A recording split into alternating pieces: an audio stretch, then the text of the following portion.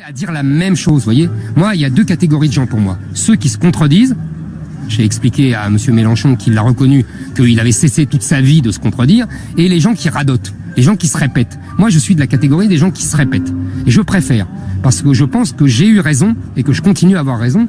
Et vu l'enthousiasme et les sondages dont vous me parlez, il y a beaucoup de gens qui pensent que j'ai eu raison et que j'ai raison.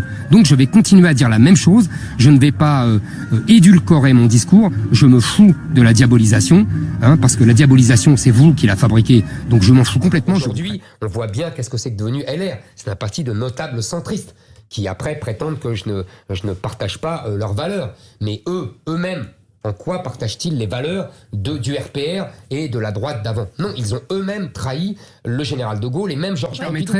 Je ne répondrai pas à votre question. Bah, ça m'arrange pas. Mais je m'en moque. Parce que votre question, ça démarre bien pour un débat. Votre question, oui, mais d'abord je suis là pour débattre avec Mélenchon, pas pour répondre à vos questions. Et deuxièmement, votre question est mal posée. Ah oui, qui est plus désagréable que moi. Hein. Absolument. Votre question est mal posée parce que vous sous-entendez que la France est en faute. Dès le départ de votre question, vous nous dites la France n'a pas bien intégré. Ah non, je vous ai posé une question. Est-ce qu'elle a bien intégré? Tout fait? C'est pas le sujet. D'abord, moi, je suis contre l'intégration, je suis pour l'assimilation. Et deuxièmement, ce n'est pas la France qui a fauté.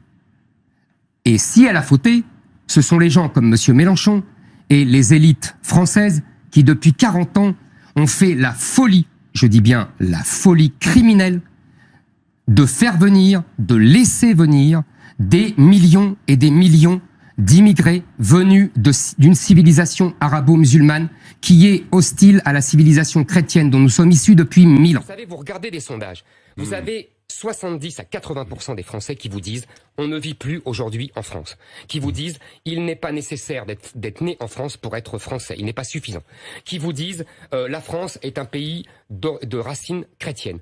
Tous ces sondages-là, on n'est pas 5%, 10%, 15%. Ce n'est pas quelque chose de marginal. C'est 70% des Français. C'est-à-dire que ce que je dis, moi, est absolument central. Et ceux qui disent le contraire sont marginalisés. Mais ils ne s'en rendent plus compte, ni les médias, ni les politiques. Vous estimez que je contamine le débat public. C'est-à-dire que je suis comme un virus qui contamine.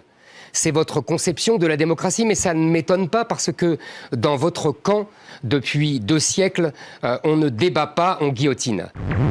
Mais vous êtes folle, là, vraiment, c'est... Non, non. Non, mais vous êtes fou, là. Vous me prenez pour un idiot. Mais vous êtes folle, là, vraiment, c'est... Non, non. Non, mais vous êtes fou, là. La campagne de Trump... Écoutez-moi, si pendant que vous parlez, j'élève la voix, si pendant que vous parlez, moi, je me tais, et que je ne reste pas calme.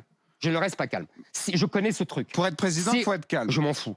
Bon, okay. Vous ferez peur aux gens. Mais oui, je ferai peur aux gens. En l'occurrence, j'aimerais bien que vous vous taisiez. D'un discours qui est effrayant. Okay, je vous écoute, je vous écoute. Non, vous m'écoutez pas. Le truc de parler Eric, sur moi, alors que vous avez parlé quand je ne me taisais, je le connais. Donc vous arrêtez et vous me laissez parler. C'est vous qui faites ça tout le temps. Non, c'est pas moi, je fais jamais ça. Moi, je vous ai laissé parler.